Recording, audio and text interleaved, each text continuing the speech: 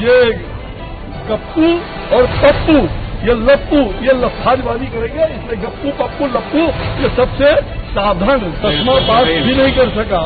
और वो व्यक्ति नीतीश कुमार जी को कोसने का काम करता है जो अच्छे इंजीनियर है। नमस्कार, स्वागत है आप सभी का साधना प्लस में। मैं हूं आपके साथ आदर्श तिवारी। रात के 8 बज रहे हैं और वक्त हमारी खास पेशकश का हो चला है। शुरुआत इस वक्त की बड़ी खबर के साथ करेंगे। केंद्रीय राज्य स्वास्थ्य मंत्री अश्विनी चौबे ने आरजेडी पर निशाना साधा है और केंद्रीय मंत्री अश्विनी चौबे ने आरजेडी पर निशाना साधते हुए तेजस्वी को अप्पू और लालू को गप्पू बताया है। एक बड़ा निशाना साधा गया और साथ ही कोरोना वैक्सीन को लेकर भी केंद्रीय मंत्री अश्विनी चौबे ने एक बड़ा ऐलान किया है। उन्होंने कहा है कि बिहार के साथ साथ देश भर को कोरोना वैक्सीन मुफ्त में मिलेगी। इसके साथ ही उन्होंने पुलवामा हमले का भी जिक्र किया है। लेकिन केंद्रीय मंत्री अश्विनी चौबे का एक बड़ा बयान और उन्होंने ताजा नामकरण कर दिया है। लालू यादव को उन्होंने पप्पू बताया है और साथ ही गप्पू भी बताया है। लप्पू पप्पू गप्पू से सावधान रहें। दरअसल छपरा के गरखा विधानसभा सीट से बीजेपी उम्मीदवार ज्ञानचंद मांझी के समर्थन में केंद्रीय स्वास्थ्य और परिवार कल्याण राज्य मंत्री अश्विनी चौबे एक जनसभा को संबोधित करने पहुंचे थे और उसी के बाद वो मीडिया से मुखातिब हुए। लेकिन इस बीच उन्होंने एक तरफ जहां नया नामकरण कर दिया है, तेजस्वी यादव को अप्पू और लालू यादव को गप्पू कहकर संबोधित किया। इस बीच उन्होंने सबसे बड़ा ऐलान ये भी किया है कि कोरोना वैक्सीन जो कि चुनावी मुद्दा बीजेपी की तरफ से बना दिया गया है, वो साथ ही साथ अब पूरे देश में भी कोरोना वैक्सीन मुफ्त में मिलेगी, ऐलान किया गया है। दरअसल जब बीजेपी ने अपने संकल्प पत्र में कोरोना वैक्सीन बिहार के लोगों को मुफ्त में देने का ऐलान किया था, उसके बाद से ही सियासी पारा आसमान में था। और वहीं आपको बता दें कि चुनाव आयोग की तरफ से भी मामले का संज्ञान लिया गया, लेकिन चुनाव आयोग ने इसमें क्लीन चिट दे दी।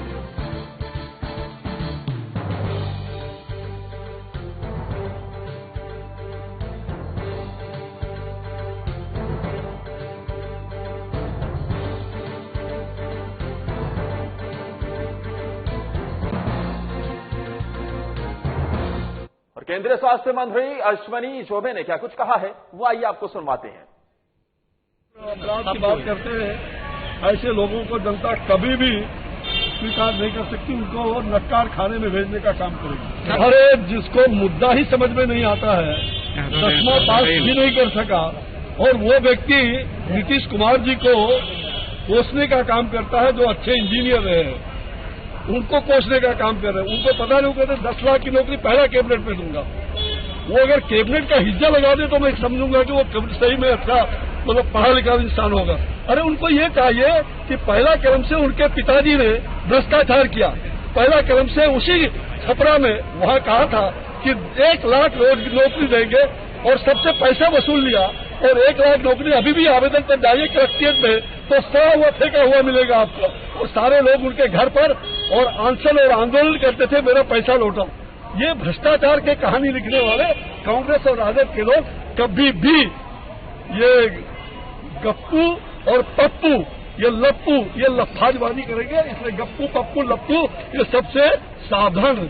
अभी वैक्सीन जो बन रहा है हमारा तीसरे फेज का, कई वैक्सीन वहां तैयार होने की स्थिति में हो गया है और संभव है कि आने वाले कुछ दिनों में अगर सारे ट्रायल हमारे जो अभी तक ठीक जा रहे हैं, और मुझे विश्वास है जब ठीक जाएगा, हमने कहा है देश भर के लोगों को कि हम उसको मुफ्त में वैक्सीन देंगे। और यह बात भी है, मैं स्वास्थ्य राज्य मंत्री के नाते और पूरे विश्वास दिलाना चाहता हूं बिहार वासियों, ये कोई लोभ नहीं है, ये जरूरत है कोरोना के लिए। कोरोना भागा नहीं, कोरोना भगाना है, देश बचाना है, बिहार बचाना है, तो अपनी सावधानी भी बरतने की आवश्यकता है, बार बार प्रधानमंत्री जी कह रहे हैं। और हम आपको विश्वास दिलाते हैं कि हम वैक्सीन बिहार वासियों को हर प्रत्येक महीने का 2 डोज जो होता है वो निश्चित रूप से मुफ्त में दिया जाएगा, पूरे देश को दिया जाएगा। पाकिस्तानियों को हम कहना चाहते हैं, किसी भी प्रकार से अगर भारत के ऊपर एक भी निशाना किया तो 100 निशाना करके हम तुमको पाकिस्तान के नक्शा को भी दुनिया से मिटाने का काम करने का शक्ति हम रखते हैं, लेकिन हम अहिंसा का पर विश्वास करने वाले हैं। केंद्रीय स्वास्थ्य राज्य मंत्री अश्विनी चौबे को आप सुन रहे थे, जिन्होंने आरजेडी और कांग्रेस पर जमकर निशाना साधा और इस मौके पर उन्होंने ये तक कह डाला है कि लप्पू पप्पू गप्पू दोनों से सावधान रहिए। हमारे साथ एक तरफ जहां हमारे वरिष्ठ सहयोगी आलोक मालवीय न्यूज रूम से जुड़े हुए हैं, तो साथ ही पटना से हमारे संवाददाता अभिषेक भी जुड़े हुए हैं। अभिषेक के पास पहले चलते हैं। अभिषेक, जिस तरीके से हम देख रहे हैं कि चुनावी पारा आसमान पर है और इस मौके पर जब हमने देखा कि कोरोना वैक्सीन को भी बीजेपी ने अपने संकल्प पत्र में शामिल कर लिया और एक चुनावी मुद्दा बना दिया, लेकिन कोरोना वैक्सीन को लेकर तो अब चुनाव आयोग से क्लीन चिट मिल गई है, नया नामकरण भी हुआ है, लप्पू पप्पू गप्पू। जी बिल्कुल, जैसे जैसे बिहार विधानसभा चुनाव अपने सभा पे आ रहा है, तो ऐसे ऐसे राजनीतिक दलों का जो है बयानबाजी चरम पे पहुंच रहा है। आप देखेंगे कि लगातार इस बार का जो 3 नवंबर को जो चुनाव होने वाले हैं, ये सबसे निर्णायक चुनाव माना जाएगा दोनों गठबंधन के लिए, एनडीए के लिए भी और महागठबंधन के लिए भी। क्योंकि अगर हम बात करें तो 94 सीटों पे चुनाव होना है, जिसमें 1473 जो प्रत्याशी हैं अपना भाग आजमाने वाले हैं, और मुख्य रूप से कोसी क्षेत्र, तिरहुत क्षेत्र और सारण क्षेत्र के वो सीटें हैं जो अति महत्वपूर्ण हैं। 2015 चुनाव की अगर बात करें तो 2015 चुनाव में इन ए सीट जो है, जो दूसरे चरण में जितने सीटों पे चुनाव हो रहे हैं, काफी निर्णायक रहे हैं। 33 सीटों पे आरजेडी विजय रही है, 30 सीटों पे जदयू और 7 सीटों पे कांग्रेस ने जीता था। यानी कि कांग्रेस, जेडीयू और राजद तीनों की गठबंधन थी उस समय में। तो ऐसे दौर में बीच बीच में आप देखेंगे कि जितनी भी राजनीतिक पार्टियां हैं, अब बयानबाजी लगातार एक दूसरे पे आरोप प्रत्यारोप का दौर जारी है। इसी कड़ी में आज केंद्रीय स्वास्थ्य मंत्री अश्विनी चौबे ने भी लालू परिवार पर हमला किया है। तो हमला जो है नया नहीं है, एक तरफ एनडीए के जो जितने भी नेता हैं हमलावर हैं, तो दूसरी ओर आप आरजेडी के नेता भी हमलावर हैं। आरजेडी के जो नेता हैं, खासकर तेजस्वी और तेज प्रताप की बात करें तो तेजस्वी और तेज प्रताप का भी जो भाग का फैसला होना है, इसी 3 नवंबर के चुनाव में होना है। दोनों की सीटें दांव पे लगी हुई हैं। ऐसे में जो है चुनाव जो है काफी दिलचस्प मोड़ पे पहुंच गया है और ऐसे में बयानबाजी लगातार जारी है। तो बयानबाजी नेता जो है एक दूसरे को बयानबाजी करके अपना जो बात है वो सामने ला रहे हैं। जी, लेकिन अभिषेक, हर बार हम देखते हैं कि बिहार का अगर चुनाव होता है तो बयानबाजी की सारी हदें पार हो जाती हैं। इस बार भी इस स्तर में लगातार गिरावट देखी जा रही है। जी बिल्कुल, आप देखेंगे नेता जो है अपने अपने समर्थकों को गोलबंद करने के लिए, एक्चुअली क्या है कि बिहार चुनाव की अगर हम बात करें तो यहाँ जातीय फैक्टर काफी हावी रहता है। तो ऐसे में जो राजनीतिक पार्टियां हैं, जो नेता हैं, अपने अपने जो कैडर वोट है उसको गोलबंद करने के लिए लगातार इस तरह का बयान देते हैं। अगर हम बीजेपी की बात करें तो बीजेपी लगातार शुरू से कहते आ रही है 15 साल बनाम 15 साल, यानी लालू राज के 15 साल को गिनवा रही है। तो ऐसे में लालू राज के तरह तरह के लालू राज पे बयान दे के बिल्कुल लालू यादव के 15 साल बनाम तेजस्वी, माफ कीजिएगा, नीतीश के 15 साल ये गिनाए जा रहे हैं। लेकिन इस बीच बयानबाजी का स्तर लगातार घटता हुआ दिख रहा है और आज जो ताजा बयान जारी किया गया है वो बेहद हास्यास्पद भी है, क्योंकि केंद्रीय मंत्री की तरफ से पप्पू, लप्पू और गप्पू कह दिया जाता है। हमारे वरिष्ठ सहयोगी आलोक मालवीय के पास भी चलते हैं। आलोक, एक तरफ तो बयानबाजी लगातार हम देख रहे हैं कि निचले स्तर पर पहुंच रही है, दूसरी तरफ कोरोना वैक्सीन को लेकर जो अपने संकल्प पत्र में बीजेपी ने उसमें शामिल किया, उसके बाद से आज चुनाव आयोग की तरफ से भी क्लीन चिट इसे मिल गई है। कोरोना वैक्सीन को चुनावी मुद्दा बनाना कैसे समझे? आदर्श, आपने बिल्कुल सही कहा कि जिस तरह से चुनाव आते हैं तो हमें बरसात के दिन याद आ जाते हैं। जो भी पार्टियां होती है, तमाम नेता ये जो अपने दावे और वादे होते हैं वो बरसात की तरह से धड़धड़ शुरू कर देते हैं अपना। जैसे ही चुनाव आता है मैनिफेस्टो में दावा किया जाता है, जैसे कि अभी महागठबंधन के प्रत्याशी तेजस्वी यादव ने ये दावा किया था कि हम 10 लाख नौकरियां देंगे, तो ठीक उसके जवाब में बीजेपी ने अपना दावा किया कि 19 लाख हम नौकरियां देंगे। अब बताइए, अभी कोरोना का वैक्सीन बना ही नहीं, अभी दुनिया उस पर खोज में लगी है कि कोरोना वैक्सीन, तब तक बीजेपी ने ये दावा कर दिया है ताकि हमारी सरकार आती है तो हम कोरोना वैक्सीन लोगों को फ्री में देंगे। ये संभव कैसे हो सकता है? ये तो महज एक दावे हैं, पब्लिक को अपने तरफ रुझाने का यह है प्रयास किया जाता है, ये सभी पार्टियां वैसे करती हैं। लेकिन जो जिस तरह से आज के दौर में ये बयानबाजी शुरू हो गया है, ये काफी हास्यास्पद है। जैसे कि अभी उन्होंने लालू यादव को और तेजस्वी यादव को जो बयान दिया था, वैसे तमाम ये दावे इस तरह से चल रहे हैं। अभी कुछ दिन पहले हम बात करें बिहार में तो पोस्टरबाजी का दौर चलता था, एक दूसरे पे पोस्टरबाजी किया जाता था। तो इस तरह से राजनीति जो है उसका स्तर दिन पर दिन गिरता जा रहा है। अगर जो ध्यान दिया जाए राजनीति पे, नेताओं के बयानबाजी पे ध्यान दिया जाए, तो कोई भी नेता आता है तो वो विकास की बात नहीं करता है। उसको डाइवर्ट करने पे सभी पार्टियां ये डाइवर्ट करने पे लगी रहती हैं कि हम अगर जो दावे करते हैं तो हमें उसे पूरा करना पड़ेगा, नहीं पूरा करते हैं तो पब्लिक हमसे जवाब मांगेगी, आज नहीं तो कुछ दिन बाद हमसे जवाब मांगेगी हमारी सरकार बनती है तो। लेकिन पार्टियों द्वारा ये डाइवर्ट किया जाता है ताकि इनको बयानबाजी में पब्लिक को उलझा लिया जाए और चुनाव अपने फेवर में करके अपनी सरकार बना ली जाए। जी आदर्श, बिल्कुल जाहिर तौर पर जब एक्टिविस्ट, सोशल एक्टिविस्ट जब रुख करते हुए नजर आए चुनाव आयोग का, तो चुनाव आयोग की तरफ से क्लीन चिट दी गई है। लेकिन अभिषेक, अब पुलवामा का मुद्दा भी कहीं ना कहीं बिहार के चुनाव में दिखता हुआ नजर आ रहा है। प्रधानमंत्री नरेंद्र मोदी की तरफ से जो प्रतिक्रिया उस पर आई, उसके बाद से आज केंद्रीय स्वास्थ्य राज्य मंत्री अश्विनी चौबे ने भी पाकिस्तान और साथ ही पुलवामा मुद्दे का जिक्र कर दिया। यानी आगे आने वाले 2 चरणों में क्या ये समझे कि पुलवामा का मुद्दा भी अब जोर शोर से गूंजता हुआ नजर आएगा, पाकिस्तान, औरंगजेब, ये सब शब्द फिर से वापस मैदान में आने वाले हैं।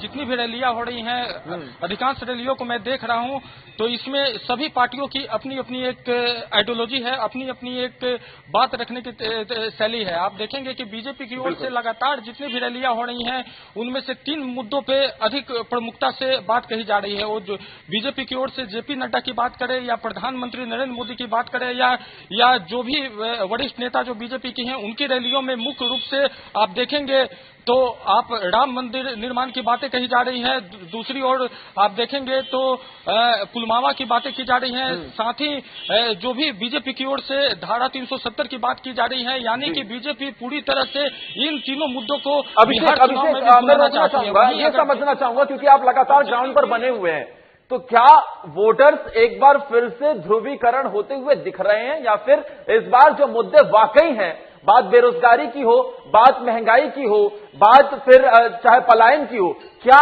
इन मुद्दों पर लोगों का रुझान दिख रहा है, या फिर एक बार फिर से वोटर्स ध्रुवीकरण की दिशा में बढ़ रहे हैं? जी बिल्कुल, अधिकांश लोगों से मेरी बात होती है। हर एक विधानसभा क्षेत्र में जो विधानसभा क्षेत्र में मैं गया, वहां लोगों से बात किया, तो वहां लोगों से बात करने के दौरान मुझे नहीं लगता कि जो लोग हैं, जो मौजूदा सरकार है, उससे काफी खुश दिख रहे हैं। यानी कि वोट का पोलराइजेशन मुझे कहीं नहीं दिख रहा है। अभी भी जो वोटर्स हैं, बेरोजगारी का मुद्दा को लेके वोट देने के सोच रहे हैं, साथ ही वो जो शिक्षा है, स्वास्थ्य है, इस मुद्दे को लेके वो चुनाव में जाने की बात कर रहे हैं। यानी कि वोट का ध्रुवीकरण कहीं से भी सामने नजर नहीं आ रहा है, लेकिन बीजेपी पूरी तरह से इस मुद्दे को, बिहार चुनाव को भी इन मुद्दों से भुनाना चाहती है।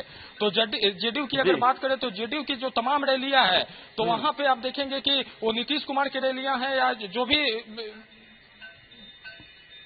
बिल्कुल बिल्कुल, फिर चाहे और भी रैलियां हों, लगातार इस मुद्दे का जिक्र किया जा रहा है। और इस बार कहीं ना कहीं जो मुद्दे वाकई नजर आते हैं, वो भी धरातल पर होते हुए दिख रहे हैं। लेकिन अब ऐसे में कहीं ना कहीं जो हमारे सहयोगी अभिषेक बताते हुए नजर आए कि अब अगर रैलियों की बात की जाए तो वो भीड़ एनडीए के चुनावी मैदान में नहीं दिखती है, जो विपक्ष के चुनावी मैदान में दिखती है। वक्त ब्रेक का वो चला है और ब्रेक के बाद आपको दिखाएंगे कि तेजस्वी ने बढ़ती महंगाई पर क्या कुछ कह डाला। गप्पू और पप्पू, ये लप्पू, ये लफाजबाजी करेंगे, इसलिए गप्पू पप्पू लप्पू ये सबसे साधारण 10वां पास भी नहीं कर सका, और वो व्यक्ति नीतीश कुमार जी को कोसने का काम करता है, जो अच्छे इंजीनियर है। बच चुका है बिहार में चुनावी बिगुल, सजने लगे हैं चुनावी अखाड़े। क्या है बिहार में विकास का हाल? कितने हुए वादे पूरे, कितना हुआ विकास? 15 साल के सुशासन में कितना बदला बिहार, या जनता है लाचार?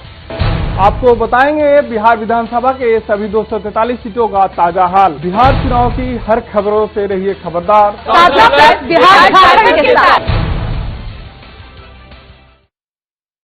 जाता था भाजपा वाला महंगाई डाइन खाई जाते हैं, अब डाइन महंगाई ना भर जाए लगा।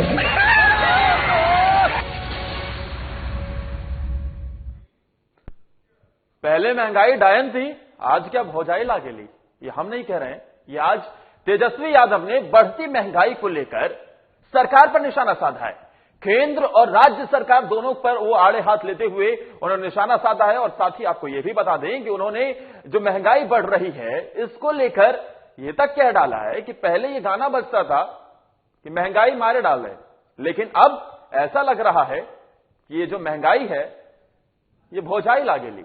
सुनवाते हैं। 50 रुपया किलो हो गया था, 60 रुपया किलो हो गया था, तो 100 रुपया हो गया। गीत गाता था, कौन गीत गाता था?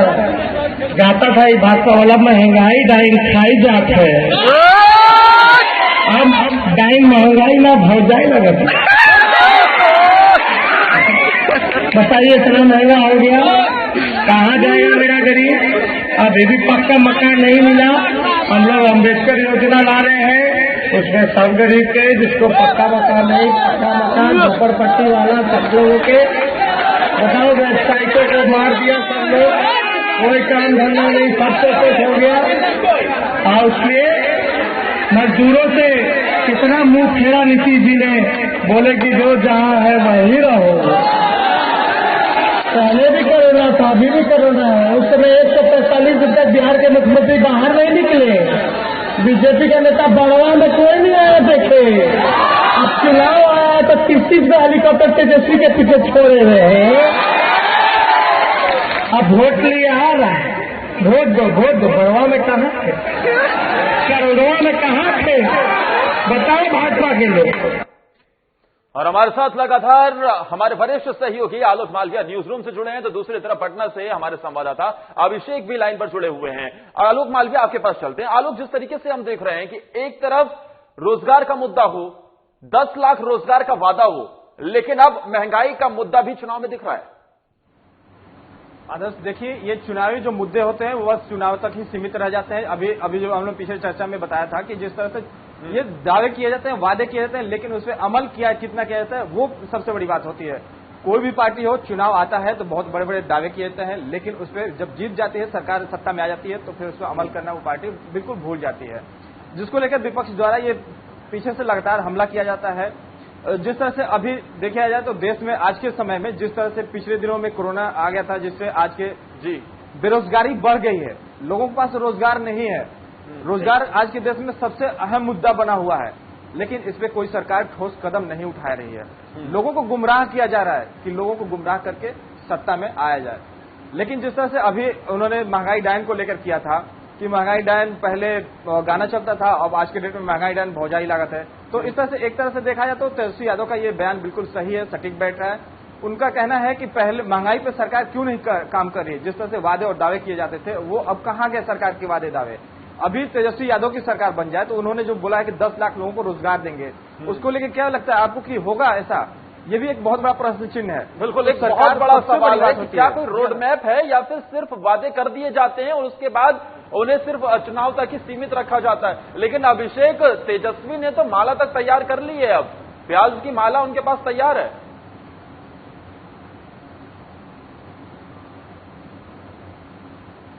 और अन्य सब्जियों के दामों में वृद्धि हुई है। चुनाव के मध्य चुनाव में ही जिस तरह से महंगाई बढ़ी है, उसको लेके जो विपक्ष है, खासकर राजद की अगर हम बात करें तो राजद इसको भुनाने में कोई चूक नहीं छोड़ना चाहता। आप देखेंगे कि इस बार चुनाव के दौरान जो महंगाई का मुद्दा है काफी हावी है, यानी कि जितनी भी रैलियों में तेजस्वी यादव जा रहे हैं, जम के इन माफ कीजिएगा, इन मुद्दों को उठा रहे हैं और लगातार जो है मौजूदा जो सरकार है उस पर हमला कर रहे हैं, खासकर नीतीश कुमार पे और प्रधानमंत्री नरेंद्र मोदी पे भी वो लगातार हमलावर हैं। जी बिल्कुल जाहिर तौर पर। लेकिन आलोक, हमने ये भी देखा है कि किस तरीके से ये प्याज ही है जो सत्ता को आंसू रुला देती है, सरकार तक गिरा देती है। बात चाहे दिल्ली की हो, बात चाहे अलग अलग राज्यों की हो, बात चाहे देश की हो, बढ़ती महंगाई और खास तौर पर प्याज के बढ़ते दाम सरकार तक को हिला डालते हैं। तो क्या अब बिहार में भी कुछ ऐसा ही होते देखेंगे मध्य चुनाव के बीच? की बात है, जिस तरह से अटल बिहारी वाजपेयी की सरकार थी, उस समय जब प्याज महंगा हुआ था तो यही विपक्ष ने हंगामा किया और अटल बिहारी वाजपेयी की सरकार गिर गई थी। तो वैसे ही आज के डेट में ये जो महंगाई है बिहार में अहम मुद्दा बनता जा रहा है। दिन पर दिन ये महंगाई को लेकर विपक्ष लगातार सरकार पर हमलावर होता जा रहा है और सरकार बैकफुट पर दिखती नजर आ रही है।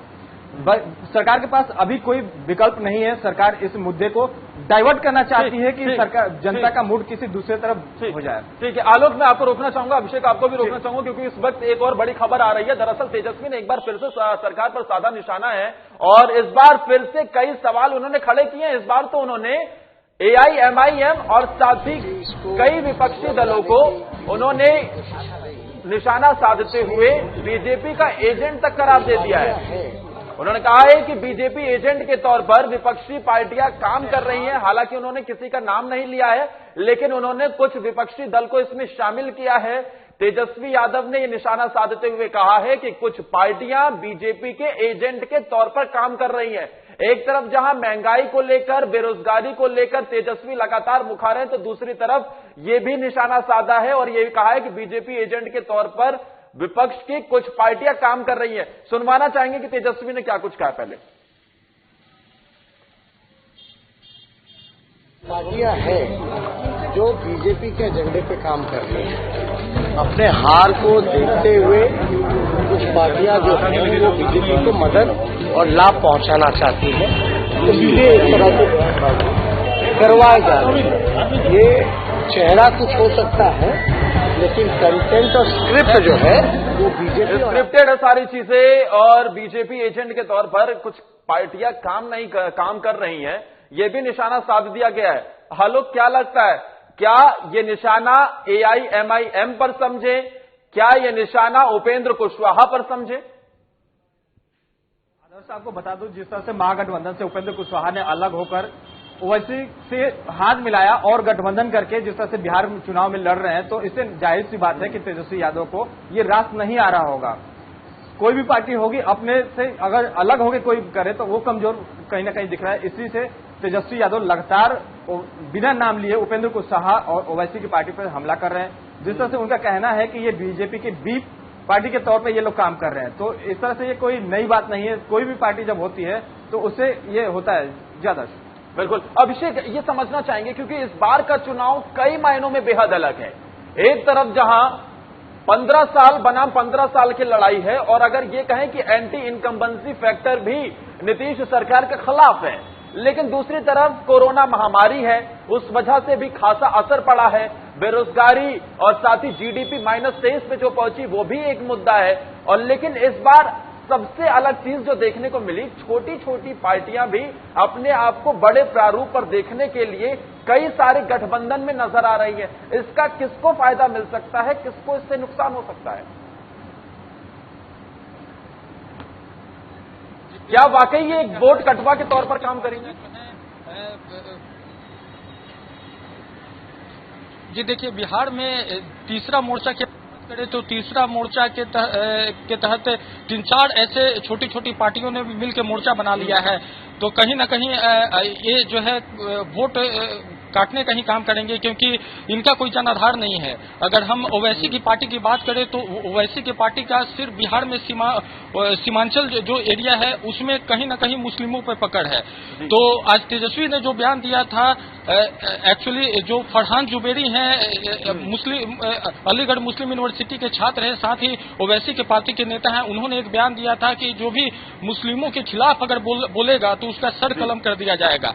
इसी के सवाल पे जब तेजस्वी से मीडिया वालों ने सवाल किया तो उन्होंने कहा कि कुछ पार्टियां हैं जो बीजेपी के एजेंट के तौर पे काम करती हैं, यानी कि बीजेपी उनको खड़ा करता है और उसका मेन मुख्य मकसद जो होता है वो वोट काटने का होता है। तो कहीं ना कहीं जो ओवैसी की पार्टी है उस पर निशाना था तेजस्वी का। तो इस तरह एक मैं उदाहरण दिया ओवैसी की पार्टी का, इस तरह के तमाम छोटी बड़ी पार्टियां हैं जो कहीं ना कहीं वोट काटने का काम करेंगी।